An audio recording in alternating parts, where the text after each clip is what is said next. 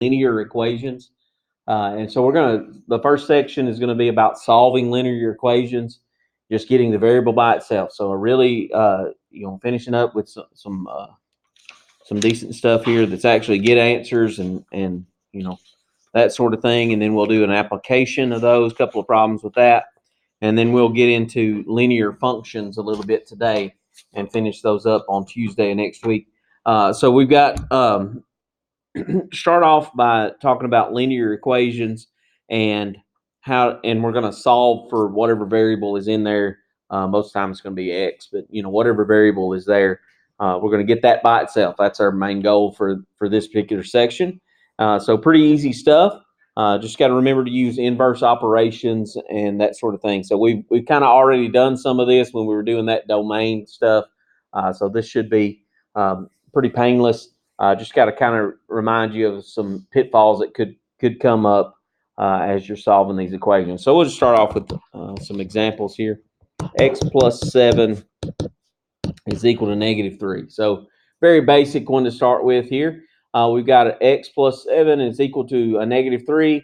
The side that has the x on it, we want to get x by itself. So we're trying to move things together that are like terms. So the 7 is a regular number. -3 is a regular number. We'll put those together. So this is adding 7 on the side that's with x. So to move to the other side, you got to do the inverse of that, or the opposite of that, which is a -7. So we're going to subtract 7 from both sides. And that's going to give us x is equal to -3 minus 7. That's going to make it more negative. So that'd be -10 is the result there. And we found x is equal to -10. We got the answer.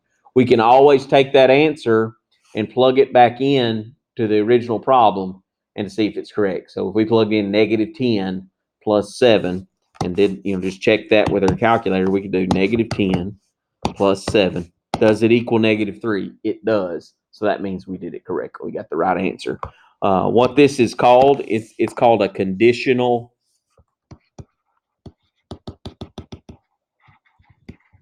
equation, meaning it has an answer. That's all conditional means, is it has an answer. Okay, we're gonna see some others as we go along, that maybe some that don't have answers and some that have an infinite number of answers out of that. So let's just move on to some more examples here. I think that's the best way to approach this. 2x is equal to 18. Real simple one there. Just one operation happening with the x. That's 2 times x. The inverse of that would be dividing. So we're going to divide by 2. And that cancels out and gets us x equals 18 divided by 2. If it goes evenly, go ahead and divide it. So 18 over 2 does go evenly. It's 9. If it did not go evenly, then you would just reduce the fraction as much as you can. Okay, just reduce it as far as it'll go. Okay? And again, that's a conditional equation because it has an answer. So that's just a kind of a vocabulary word that you would need to know out of that conditional equations have answers. 2x plus 7s get a little bit more fun on this one. A couple of operations going on with the side the variables on. We got 2x plus 7 is equal to -5. Just the same way that we were talking about when we were solving for domains. We want to take the part that doesn't have the variable and get those like terms together first. So we got the plus 7 and the -5. They're regular numbers, so we want to get those together first. So we want to isolate the x, so we're going to move the 7 by subtraction. And there we get 2x is equal to -5 minus 7, should be -12. -5 minus 7 is -12. And then last step would be get rid of the 2. And the opposite of multiplying by 2 is dividing by 2. And there we have x is equal -12 divided by 2 would be -6. And again, you could check that by plugging it back into the original problem. If you did 2 parentheses -6, close the parentheses, plus 7, I get -5, which is exactly what's on the other side of that equation. So you can, the good thing about a conditional equation is you got an answer. You can always check to see if it's right. If it does not work out to be right, then you know you had a mistake somewhere along the way. Okay, so always keep in mind that you can check your answers when we're dealing with solving equations. Let's get a little bit more involved here. 3x minus 7, and then on the other side we have a 10x plus 14. So this is where a lot of people start getting confused about this, because they may want to work it one way, and someone else that might be helping them or trying to help, study together, may work it a different way, and they get confused because they're not sure which way is the correct way. The good news is there's not really a set way you have to work this. There's some principles that you need to go by, and that's that you need letters on one side, plain numbers on the other. That's the main goal. Okay, so it doesn't matter which one you move first or which direction you go with things. So the way I look at it is I generally just try to look at it and say, which one do I want to move first? And it doesn't matter. Okay, I see this minus 7 here, and my brain says I want to get rid of that minus part. Not that it is the only way to do that, but that's the way that I want to do this. So I want to add 7. And that 7 is going to be added to the like term that's on the other side. So 10 has an x, but 14 is a plain number. So I'm going to add the 7 to the 14 because they're like terms. So you just got to be careful about putting like terms together. So that gives me 3x on the left side, 10x plus 14 plus 7 is 21 on the right side. Now, here's where you have to, once you've done the first step, that kind of governs what you have to do for this next step. Because which side has too much stuff? Well, the left side's only got one piece. The right side's got 2 pieces. Obviously, the right side's too heavy. We need to move it over to the other side. So the part that I have to move here is the 10x. And because it's a positive 10, I'm going to move it by subtraction. And that'll cancel it out over there. And that gets me negative 7x is equal to 21. And now I can divide by negative 7 as the last step. And that's going to give me x is negative 3.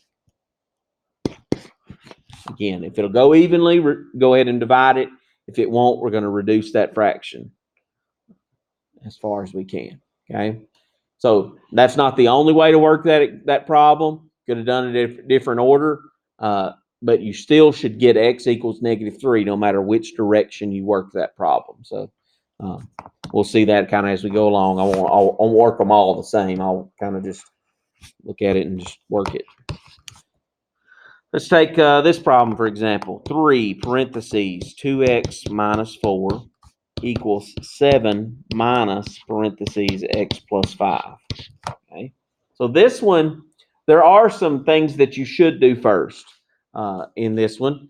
And you got to think kind of order of operations style, parentheses, exponents, multiplication, division, left to right, and then addition, subtraction, left to right. So the idea here is that you want to simplify each side before you start moving across the equal sign.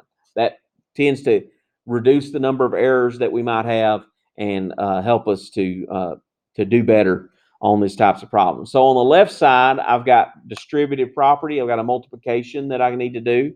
So I'm going to distribute this 3 to both pieces on the inside. We talked about that a little bit with polynomials on Tuesday. So that's going to be 6x minus 12. So 3 times 2 is 6. 3 times negative 4 is negative 12. On the right side, a common mistake is to distribute the 7. The 7 is not multiplied times the parentheses. There's really a negative 1 that's right there in front of the parentheses that's multiplied. So be very careful of that. That's a very common mistake. And that 7 is still there. And then here we have negative x and minus 5. And then I see left side, I don't have any like terms, but on the right side I do. I have a 7 and a minus 5. They're on the same side. So I'm just going to simplify that by adding the like terms together or putting the like terms together. 7 minus 5 is 2 minus x. And then on this side I have 6x minus 12. So I've just combined these like terms on that right-hand side is all I did there. Once I've simplified and done all the work on each individual side that I can, that's when I start moving things from left to right. That tends to be a better strategy than just starting to move things without thinking about it. So let's look at this one. I see the minus 12, and I think I want to add 12 to get rid of that. I'm going to add it to the 2 because they're like terms. 6x equals 14 minus x. And now, because I moved the 12, I have to move this x from the right-hand side over here with the 6x so that the letters are to one side, numbers to the other. Okay, so I'm going to add x to both sides. So that's 1x plus 6x is 7x. It's equal to 14. And then the last step would be divide by 2. Divide by 7 and get 2. Sorry, my brain was ahead of my hands. X equals 2. And you could plug that back into the original problem to see if it works. So 2 times 2 is 4. Minus 4 is 0. 3 times 0 is 0. On the other side, 2 plus 5 is 7. 7 minus 7 is 0. So 2 does work in this problem. You could check that to verify that that's happening. So always when you're solving and you get an answer, you can plug it back into the original, make sure both sides equal each other. Okay. If they're not, something went wrong. All right, let's look at one that has fractions in it, everybody's favorite thing. So let's get us some practice using our calculator a little bit here. 1/2 x equals 7/3. All right. So this one, you got 2/3. You got a 1/2 minus 1/2 x is equal to 7/3. So this one has an x. The other two do not. So that means I need to move this 2/3. The minus sign that's right here, it goes with the 1/2. It does not go with the 2/3. The 2/3 is positive. So in order to move it, you're going to subtract 2/3.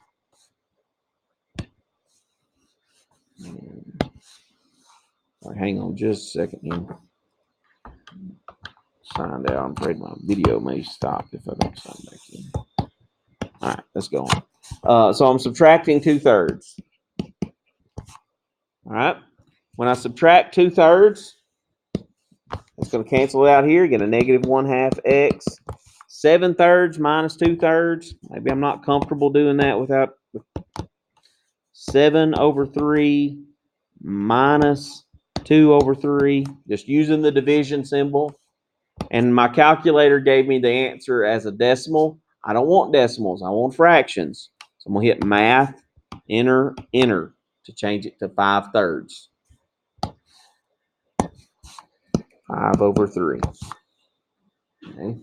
So again, to do that, 7/3. So 7 divided by 3 minus 2 divided by 3. That's 7/3 minus 2/3. My calculator gave me a decimal. I'm hitting math, enter, enter to change it to a fraction. Okay. And then the last step there would be to get rid of the negative 1/2. That's negative 1/2 times x. So I'm going to divide by negative 1/2.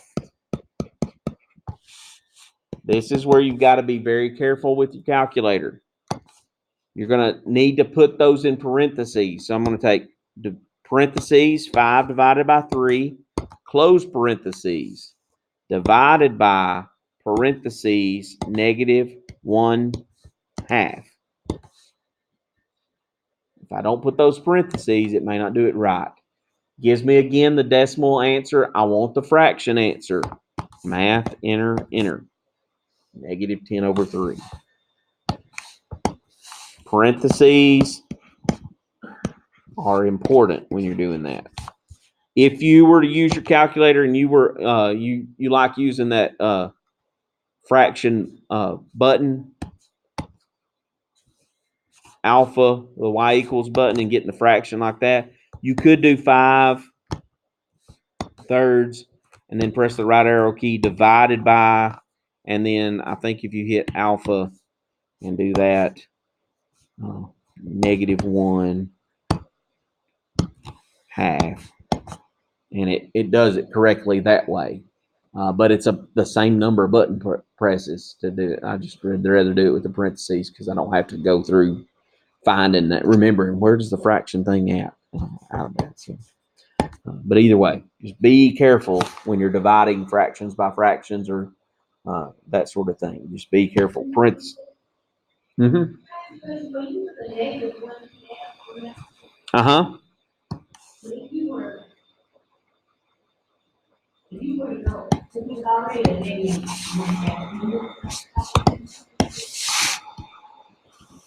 It was a negative 1/2 when I divided it, and on the left side it cancels out. So I'm dividing a positive by a negative over here.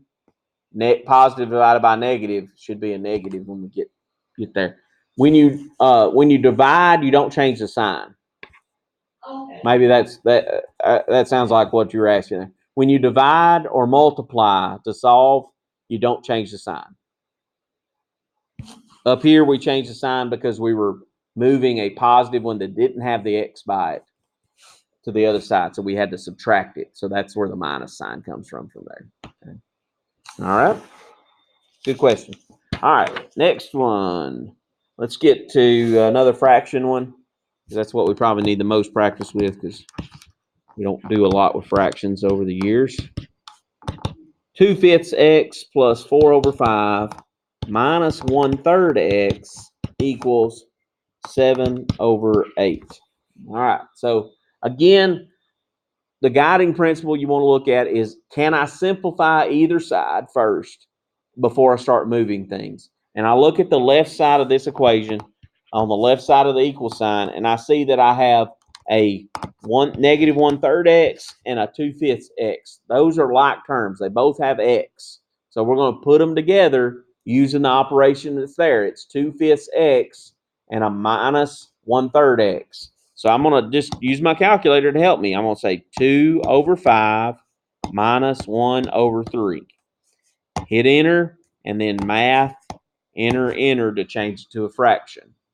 So it becomes 1/15 x, 1/5 x. And then the plus 4/5 hadn't changed. Okay.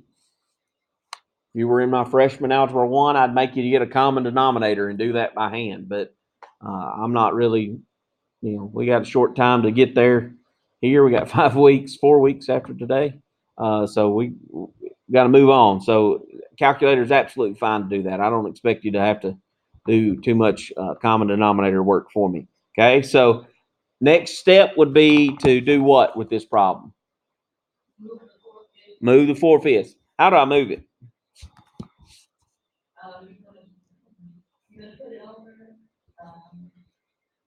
So if they're adding it, so the opposite of that would be subtracting it, right? So I'm going to subtract 4/5 from both sides to get it to cancel out. And 7/8 minus 4/5. Enter. And I'm going to hit math, enter to change it back to a fraction.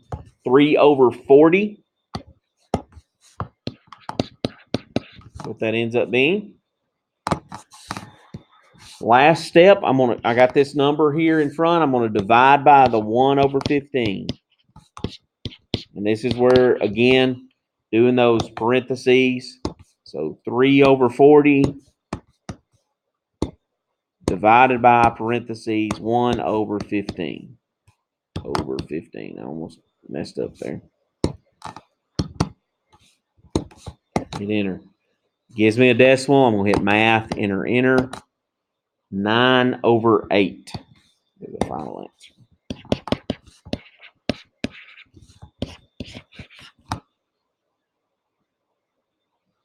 Too bad. So conditionals have an answer. That's what we've been dealing with here is conditional equations. They have an answer to them, one answer to them. That's what makes them conditional.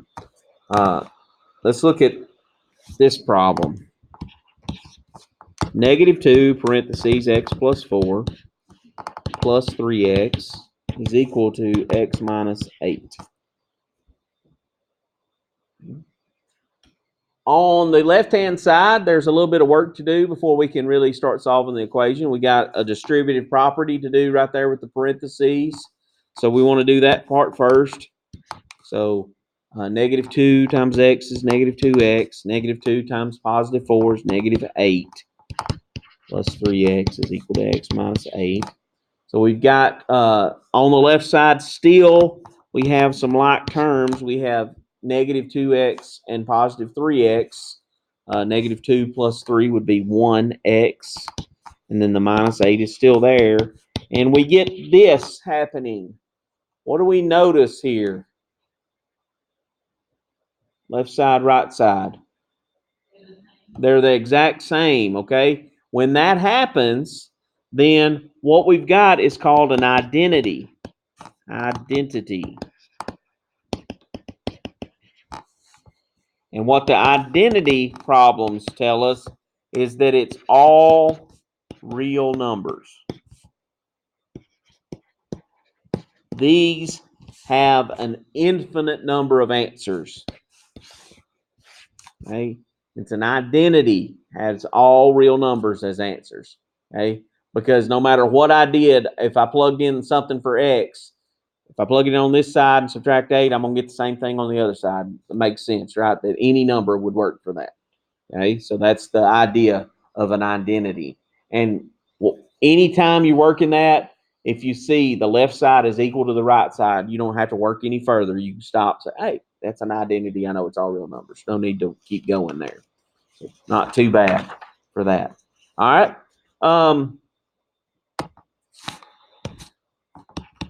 Look at this one. 3 parentheses 3x minus 1 is equal to 6x plus 7 plus 3x.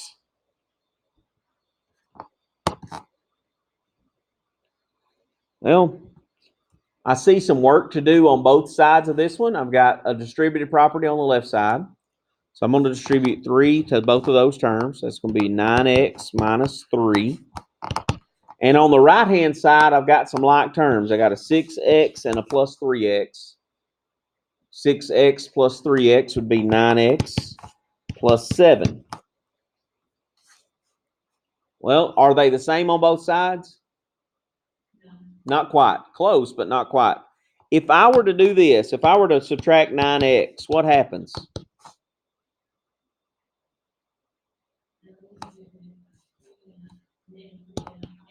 Yeah, negative 3 is equal to positive 7. Is that true? No, negative 3 does not ever equal positive 7. Okay? That's a false statement. Anytime that happens, then it's what's called a contradiction.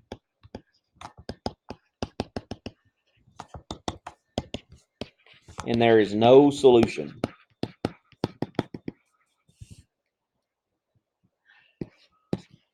You could also use that empty set symbol. Also works wonderfully for that. You know, remember we had the empty brackets or empty braces that we also used.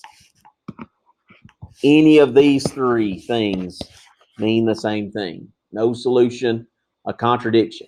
Same idea as with the identity. At this step right here that's in red, I can see that they're not the same and that the x's are the same, but the numbers are different.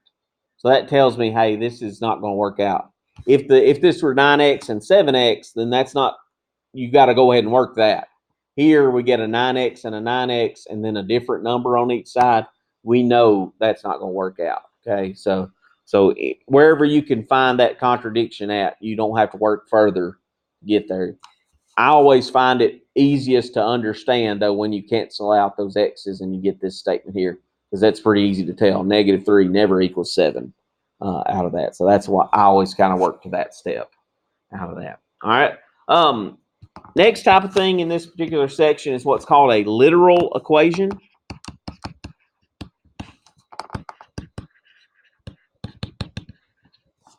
A literal equation, you solve for a given variable. All right, so with literal equation, you're going to have more than one variable in the problem. For example, you might have 3x plus y is equal to 7, and they tell us to solve for y. Get y by itself. That's what they're telling us to do out of that. So when I look at this equation, I see on the left side I have a 3x and a positive y, and then on the other side I have a 7. So if I want to get y by itself, I need to get rid of this 3x. So how do I get rid of that 3x? It's a positive 3x, so I'm going to subtract it. That's going to cancel out, leaving me the y. And then on the other side, I'm going to write it as negative 3x plus 7, just because I know that where I'm headed after this. Or if you could write it this way, 7 minus 3x. That'd be the same thing. This form is the form that we're going to use later on. So that's why I went ahead and wrote it that way with the x in the front. It's called slope-intercept form is what that's called. Okay, so literal equations, we may have more than one variable. So we've got to get that, whatever variable they choose for us, they will tell us which one to find. You get that one by itself. Maybe one that's a little bit more difficult.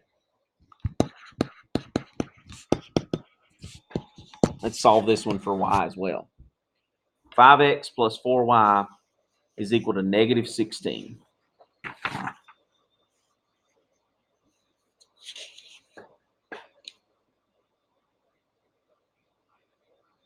So we're trying to get y by itself, so we need to move the things that are not y's to the other side. So I'm going to move this 5x by subtraction. There's 4y is equal to negative 5x minus 16. Again, I'm just putting the x in the front because I know I'm going to head to that next Tuesday. I know I'm going to be writing equations that way anyway. So slope-intercept form is what I'm doing there. So now I've got this 4 in front of the y that I need to get rid of. And it's 4 times y. So to get rid of the 4, I'm going to do the opposite of that, which is divide by 4. So every piece gets divided by that 4. Cancels out over there. There's y by itself. That's what they asked me to do. On the other side, I'm going to reduce those fractions or divide evenly if they do. So negative 5 is definitely not divisible by 4. So I think, okay, is there anything that goes into 4 that also goes into 5? Well, 1, but that doesn't reduce it any. So I'm just going to leave it that fraction, negative 5 over 4x. And then negative 16 divided by 4, that goes evenly. It goes negative 4 times. And I've got y by itself there. And I've solved that literal equation for y without too much trouble there. So whatever equation, when you've got an equation that got more than one variable, they're going to tell you which one to solve for. Sometimes that's all that's in the equation. You might have this equation, V equals LWH. They want us to solve that for W, maybe. Okay. So this is the volume of a rectangular prism formula. Not that that matters, but that's where it came from.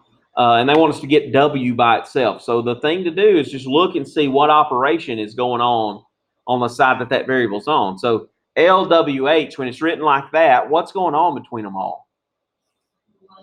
They're multiplying. So the opposite of multiplying would be dividing. So the one I want to leave there is the W. So I'm going to divide by everybody else. So I'm going to divide by LH. Okay. And the L cancels the L, the H cancels the H, and I get volume over length and height is equal to W. And I've solved an equation that had absolutely no numbers in it for W. Okay. Let's do one more that's similar to that. P equals 2 parentheses L plus W, close parentheses. Let's solve this one. Solve for W again.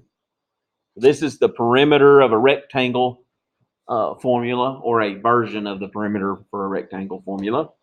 And we want to get W by itself. So there's a couple of different ways to work this problem. What would y'all's inclination be to do first to this problem so that we could get?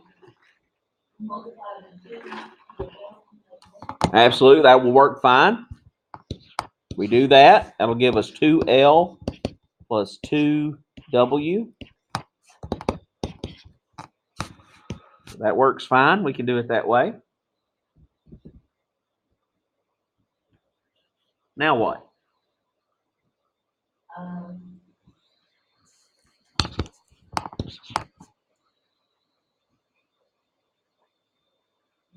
For what part? We want to leave the W where it's at, right? So I want to get rid of this part that doesn't have a W, right? So how could I get rid of this 2L? Can't divide because what's going, this is a plus sign between here. So I've got to get rid of this by subtraction. So P minus 2L is equal to 2W. And then one last step to get that W by itself. How do I get rid of that 2? Yeah, divide everybody by 2. I'm going to divide each individual piece by 2. So that cancels out the 2 there. And does the same thing right on this left side with the 2L and the 2 underneath. Those 2's cancel each other out. And I get that P over 2 minus L is equal to W. And that is absolutely a fine way to work that problem. Get W by itself. There are a couple other ways to do that, but that one works perfectly the same answer as I could get by doing it a different way. So literal equations, not too bad, okay? Just getting a variable by itself. If you're going to do more of them, like we're trying to get Y by itself, you'll do more of that than you will do these others with the formulas out of that. Okay, so you'll spend more time getting Y by itself than anything else in these sections. All right, let's get some applications of some linear equations and a couple examples of that, and then we'll get the last little thing here maybe today. So 1.2 is the application. And so, yeah, I think word problem is what it is basically. But we won't get too difficult on the word problems here because it's not, can't get too complicated. These equations can't get very big here. So the perimeter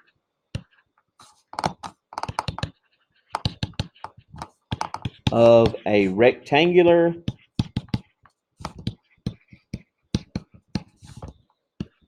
case is 40 inches. The length of the case is 5 more than the width.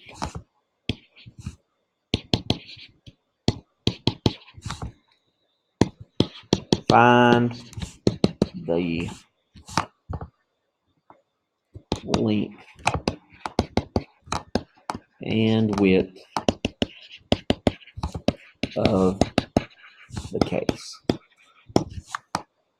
Okay, find the length and the width of the case. All right, that's what our job is to do. All right, so we got to think perimeter of a rectangular case. We just did happen to have done a problem that had the perimeter formula 2 parentheses L plus W in there. So that's the perimeter formula. We would need to know that. So that's going to help us. All right. Now, they told us that the perimeter was 40 inches. So we know we're going to have something to do with that perimeter. But they said the length of the case is 5 more than the width. So the length is whatever the width is. We don't know that yet, but you add 5 to it. That's what that statement right there, the length of the case is 5 more than the width, takes us to that statement. That's where we're getting that. So we're just kind of breaking this down. Well, now I know that I can replace the L with this, so that my problem has 2 parentheses W plus 5 plus W. So instead of L, I'm putting W plus 5 in the place of it, because I know the length is that. It's 5 more than the width. What do I know the perimeter is? 40. So I'm going to put a 40 in the place of P. Now I've got an equation that's got some numbers in it and only one kind of variable. It's only got W's. So I can take this equation and work it out and get the width. And if I get the width, I know I can take that and just add 5 and I'll have the length out of that. So I'm going to work that out. I'm going to simplify in here and get 2W plus 5.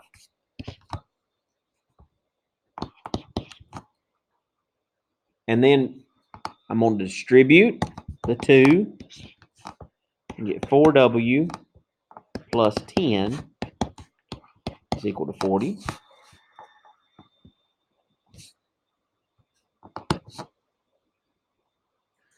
And then I want to get the like terms together. So this 10 is like the 40. They're regular numbers. So I'm going to subtract my 10. Get 30 is equal to 4W. And the last step would be to divide by 4 to get the width.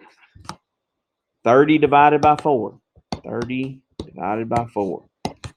7.5 inches. 7.5 is my width. I'm just going to use the decimal here because it's a word problem and makes it make more sense to us instead of leaving it 15/2. Because nobody measures 15/2 inches. They measure 7.5 inches. All right. So 7.5 inches is my width. 7.5 inches. My length. Remember, we had that statement that said the length is 5 more than the width. So the length would be 5 more than that, which would be how much? 12.5 inches. We found the length and the width of our case based on that.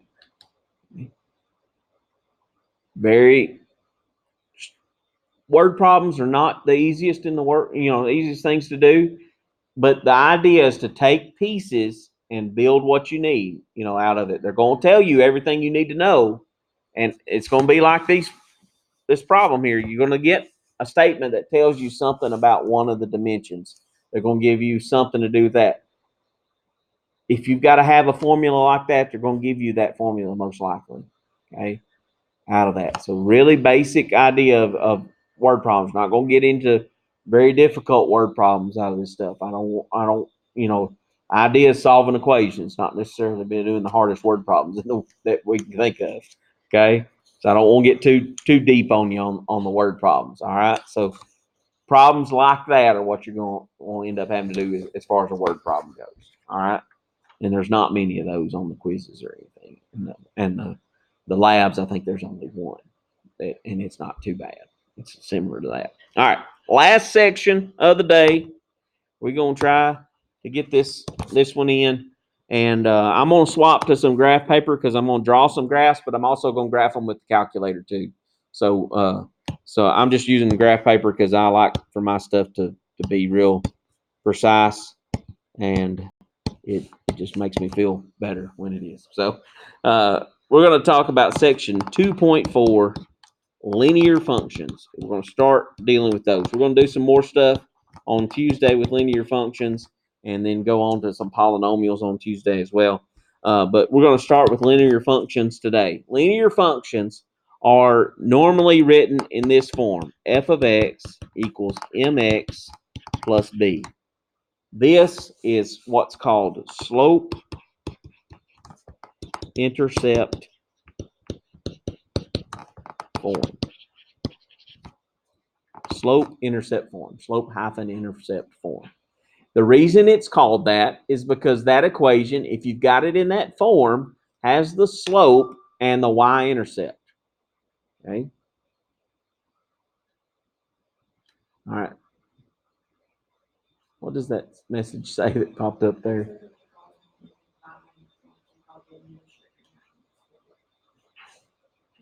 Can we do that? Because we're not going to be done in 5 minutes. You'll figure it out. We'll call them back because the lab class actually calls in at 1 o'clock too. So it's the same groups out of that. So slope intercept form, about 30 minutes. That will. I don't think it'll be 30 minutes, but that'll keep us from from having issue. All right. So slope intercept form. This part is the slope, the M. This is the y-intercept.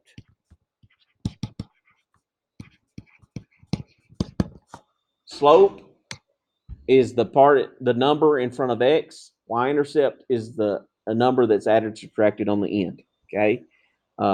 Another name for slope, you might hear it called a rate of change. That's the same thing. Y-intercept is where we cross the y-axis. It's where it's crossing the y-axis out of that. All right. All linear functions have a domain of all real numbers.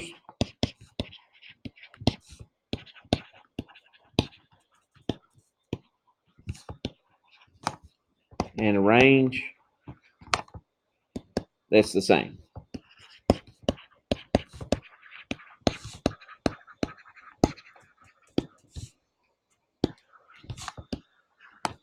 Okay? Always. Okay? We're talking about linear functions. Unless they tell you, hey, the domain of this one starts at 3 and goes to infinity, or is only between 4 and 17. They would have to go out of their way to tell you that the domain is different. And that would be an obvious thing because they would tell you that. Domain, this is taking that identity function that we talked about earlier today in that parent function group and doing shifts and stretches and things to it. That's what the slope intercept form does. Okay, so we're going to talk about taking an equation, graphing it, and identifying the slope and identifying the y-intercept out of that. All right, domain and range, if we won't include that in the examples here because it's always going to be these two. It's never going to change. Okay, so just remember, hey, if I say domain and range, it's always going to be that same. Okay.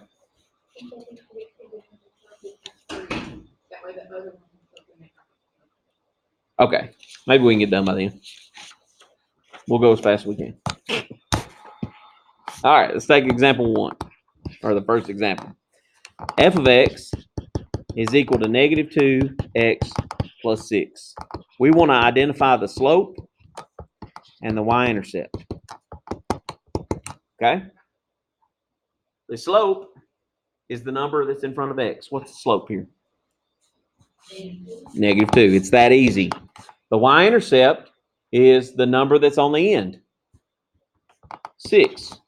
Okay? What that means as far as a graph goes, so if I draw a coordinate plane here, I'm going to draw it, and I'm going to do it by hand, and then I'm also going to do this with the calculator.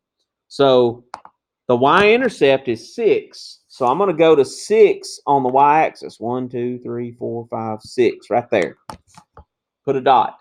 The slope is negative 2. And the way you count slope is rise over run. Okay? That's a fraction. How do I write negative 2 as a fraction?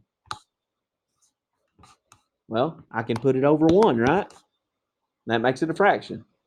So rise is negative 2. So that means I'm going to go down 2. And the run is always to the right over 1. I could do that from that dot. Down 2 over 1. Down 2 over 1. And I could do that as many times as I want to. Twice is enough to get you the line. And we just draw a line connecting those. right? And we've graphed it. I'm going to graph it with the calculator real quick. Go to y equals. I'm going to clear out anything else I had, and I'm going to type in that equation. Y1 is the same thing as f of x. And I'm just going to type in negative 2x plus 6. Hit graph. That looks a whole lot like what I drew, right? It's crossing the y-axis right there at 6. 1, 2, 3, 4, 5, 6. And then down 2 over 1. Down 2 over 1. Down 2 over 1. Hey, it's crossing it. It's doing the exact same things. Okay? So, real easy concept there. Domain is negative infinity to positive infinity. Range is same thing. Okay? Example B. G of x is equal to 3/4 x minus 5. And then we want to identify the slope and the y-intercept. What's the slope? 3/4. Y-intercept? Negative 5. Keep that sign with it. So if it's a plus, it's positive. If it's minus, it's negative. And then if I were to graph that by hand, which on the labs you do, graph these by hand, I'm going to go to negative 5 on the y-axis. So I'm going to start here at the origin, go down 1, 2, 3, 4, 5, put a dot. My slope is positive 3/4. That's up 3, right 4. 1, 2, 3. 1, 2, 3, 4. So up 3. 1, 2, 3. Right 4. 1, 2, 3, 4. I could do that again if I wanted to. I could count up 3, right 4. Makes a straight line.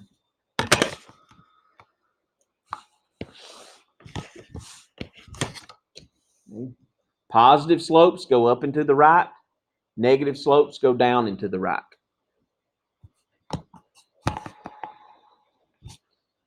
If I graph that with the calculator, same thing. Go to y equals. Type in 3/4. 3 divided by 4. X minus 5. Hit graph. Boom. Just what I drew. Okay. You can easily check to make sure you're doing things right. Let's look at this function. F of x is equal to negative 3.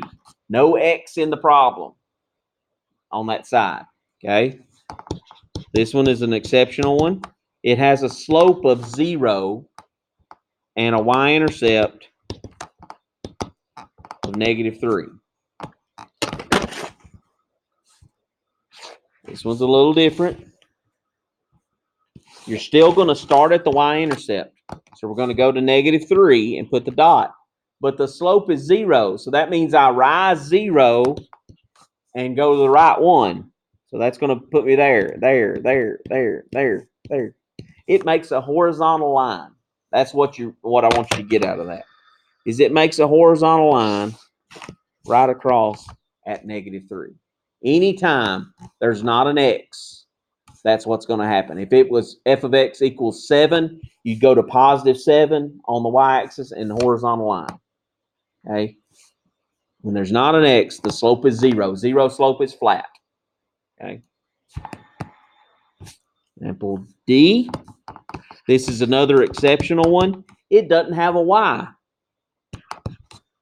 Okay? So C didn't have an x. D doesn't have a y. So that's going to be a slope that's called undefined. Is it going to disconnect in 1 minute? Okay. Guys, if it disconnects this call, we will get back in just a second and we'll finish this up because we don't like much. So don't run off. We don't like a whole lot. So slope is undefined. The y-intercept, there's none, but it does have an x-intercept at 4. Okay, that's what we're finding on this. Okay, get this graph drawn before it disconnects us.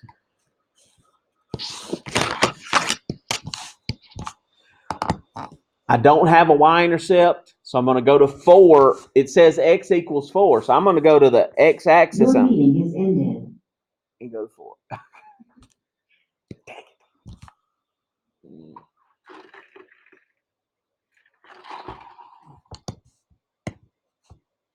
Resume video here.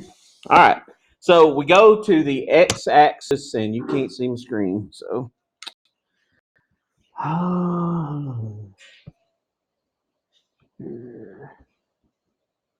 there you go. Now you can. So we go to the x-axis because we don't have a y. We've got an x-intercept at 4. So we're going into the 4 on the x-axis, and you're going to draw a vertical line. So anytime it's x equals a number, it's a vertical line at that number. Always. Okay. So x equals 4, go to 4, vertical line. X equals -3, you'd go to -3, vertical line. Okay. This one does have a different domain and range, or the range is the same. The domain for this is all x's as long as x is equal to 4.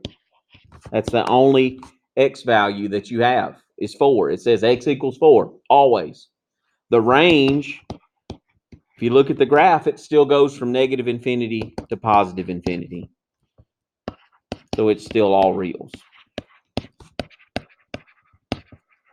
So this is the only one that's changed that. All right. All right. Let's look at what if it's not, given to us in a nice, pretty form, and it's given to us in a little different equation format. 3x minus 7y is equal to 14, something like that. And they want us to identify the slope and the y-intercept and graph it just like we've done on the previous ones, okay? So for this, we want to get y by itself. So we want to first solve for y. That will get us slope-intercept form. Because remember, f of x is the same thing as y. So if we get y by itself, we've got slope-intercept form. So the first step, I would move the 3x by subtraction. And there's -7y. And this is where remember on the previous section, I was writing it -3x in the front. The reason was I wanted in slope-intercept form. So that x being in the front tells me where the slope is at. And then the last step would be divide by -7. But everybody gets divided by -7. So there's y. And then you got to be careful here. -3 divided by -7. That doesn't reduce, but the negatives will cancel each other out and make it +3/7 x. And then 14 divided by -7 is -2. Okay, so that gets us a slope-intercept form. Slope's the number in front of x. The y-intercept is the number hanging out on the end. Okay, slope in front of x, y-intercept hanging out on the end. Okay, go to graph that.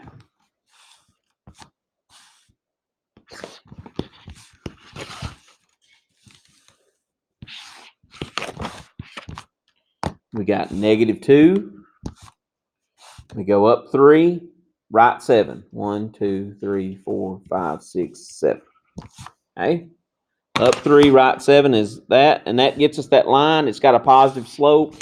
It's increasing from right to left, from left to right, sorry, and gives us, that nice line going there. You could continue the 3/7 if you wanted to. It'd take up a little more graph paper than what I got available to me right there. So once is enough, though. Okay.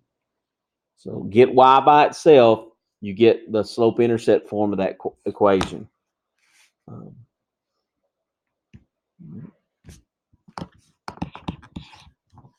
10x plus 30y is equal to 0. So again, an equation that's not in the right form. It doesn't have y by itself, but we can take that and do some work with it to get that happening. So I'm going to subtract 10x, 30y is equal to negative 10x. Technically, it's plus 0, but you don't have to have that part there because adding 0 to something doesn't change it. So I'm just going to leave it without it. And then I'm going to divide by 30. There's y by itself. Then I'm going to reduce this fraction. 10 and 30 are both divisible by 10. So that'd be negative 1 over 3x. All right, so this one's a little different because it doesn't have a number hanging out on the end because we didn't put it there. It has a slope of negative 1/3. If there's nothing out there, what's the y-intercept? That's exactly right. It's 0. If there's nothing there, the y-intercept's going to be 0. Okay.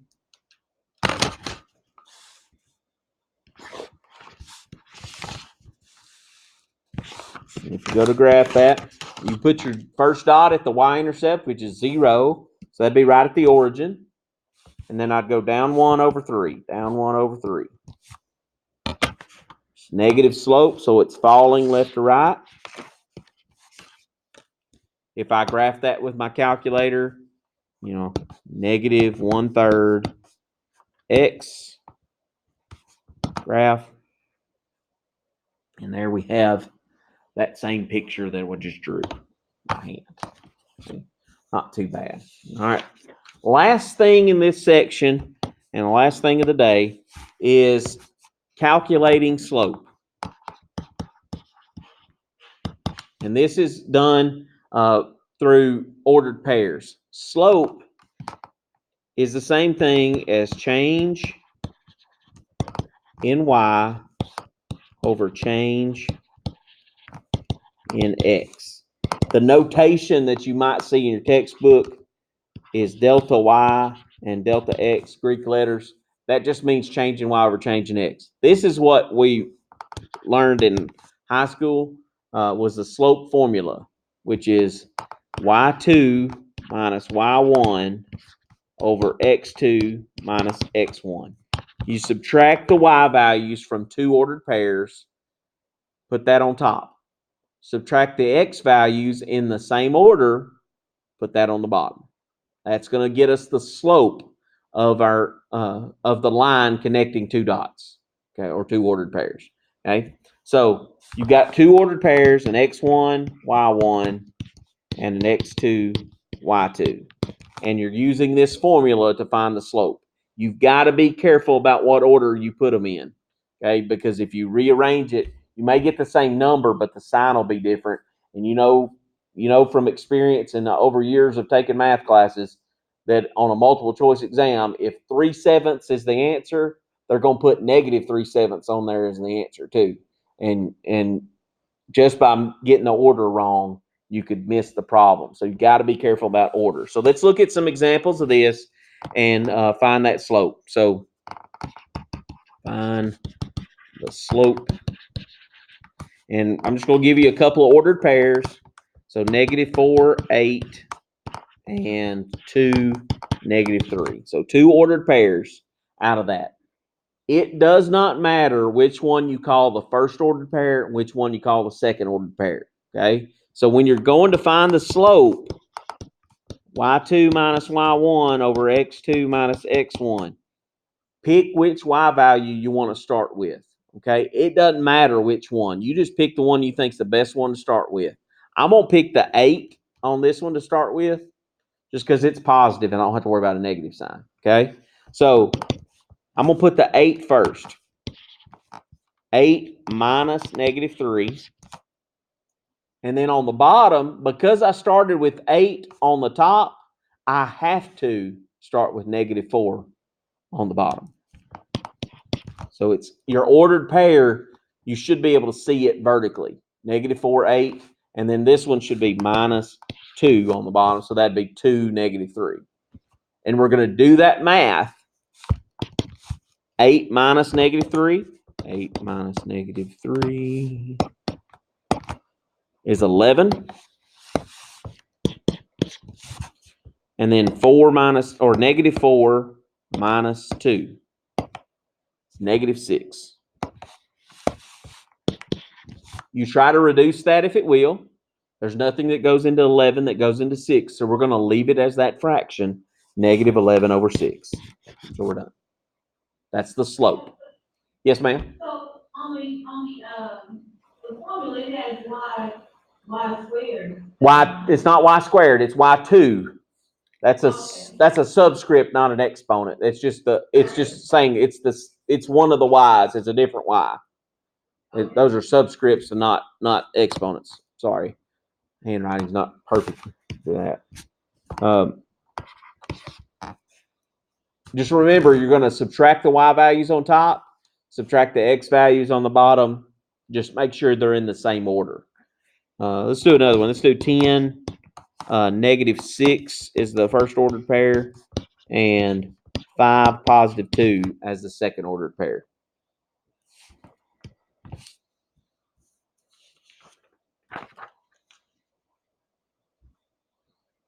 So again, slope, take your y values, subtract them, take your x values in the same order, and subtract them. It doesn't matter which one you start with, just pick a y value to start with. So that's got to either be negative 6 or positive 2. I'm going to start with 2, minus negative 6.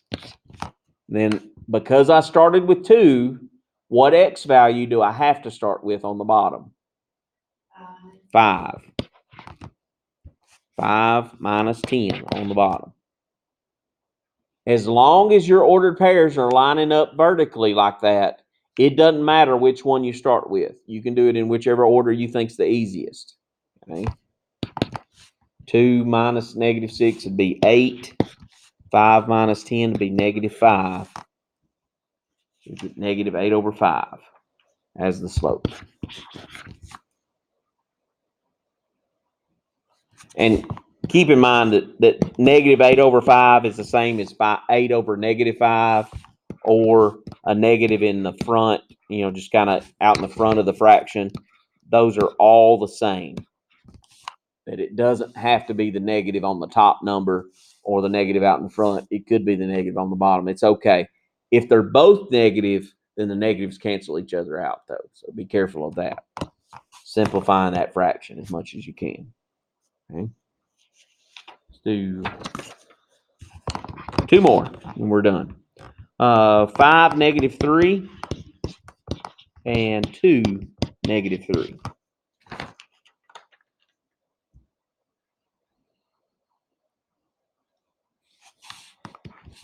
So again, subtracting the y's on the top. So negative 3 minus negative 3. And since they're both the same, it doesn't really matter which one of the x's. I'm going to put 5 minus 2 because that's easier to do. What happens here when I say negative 3 minus negative 3?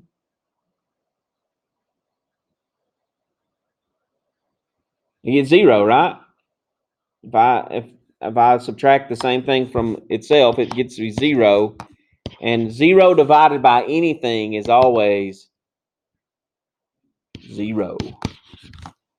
So this would be a flat line, horizontal line, is what that one would look like if you graphed it.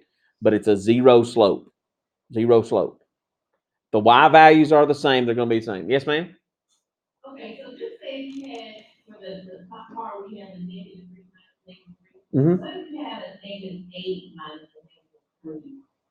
So would your answer then be exactly depending on my negative numbers? When you've got 2 negatives here, it's double negative turns into a positive. That's what happens there. So, like, if your numbers are different, then your answer is not going to be 0. On your negatives, like up here, you got 2 minus negative 6.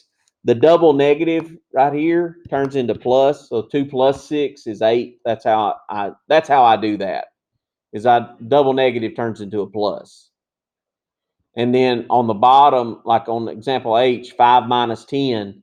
If I just do 10 minus 5, I get 5. But because the 10 is negative, my answer is negative because it's bigger.